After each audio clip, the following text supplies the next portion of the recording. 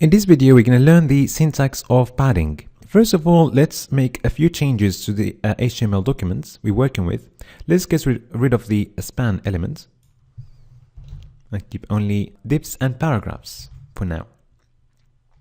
Also, let's change the height of all the divs to auto so that we can see the impacts of padding clearly. Okay, now let's define some padding to the Facebook div. So the syntax is padding.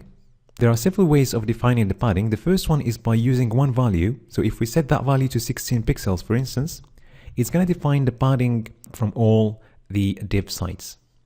And if we go to inspect elements, we will see clearly what's going on. So if we select the Facebook div, we can see that the contents is here and the padding is set to 16 from all sides.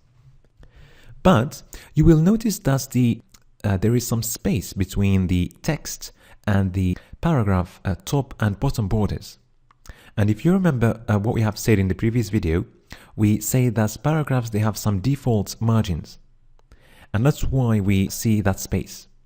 So let's get rid of that space for now and see what's going to happen. So let's go back to the live preview and let's define a margin to paragraphs of 0. So we're going to jump a little bit further here because we haven't seen the syntax of margins, but we're going to come back to margins later. Okay, let's set that to 0. And now you can see, if you go to inspect elements, that the space between the Facebook text and the border of the paragraph has disappeared. Okay. All right. Let's go back to the brackets file, go back to live preview and set some padding now to the next div, which is the Apple div. So syntax is padding. Now we're going to use 4 values. So we're going to define a padding for each of the 4 sides of the div.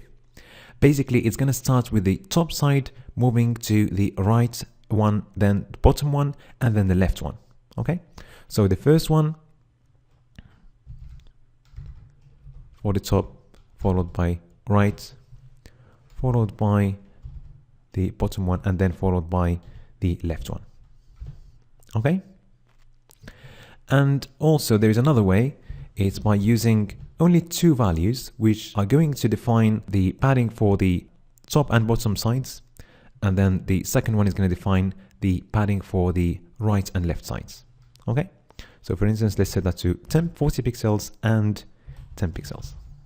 Okay. If we go to inspect elements and just see what's going on, if we go to the Microsoft div, we can see padding at the top and bottom of 40, and from the left and right sides, it's set to 10 pixels.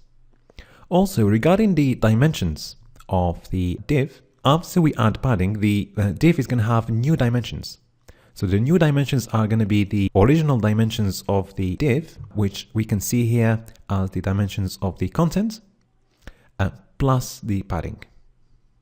Okay, so the height, for instance, is going to be for Microsoft div is going to be 40 pixels plus 40 pixels plus the height of the content. And also for the width is going to be 10 pixels plus 312 pixels plus 10 pixels of the padding. All right. So this is it for padding.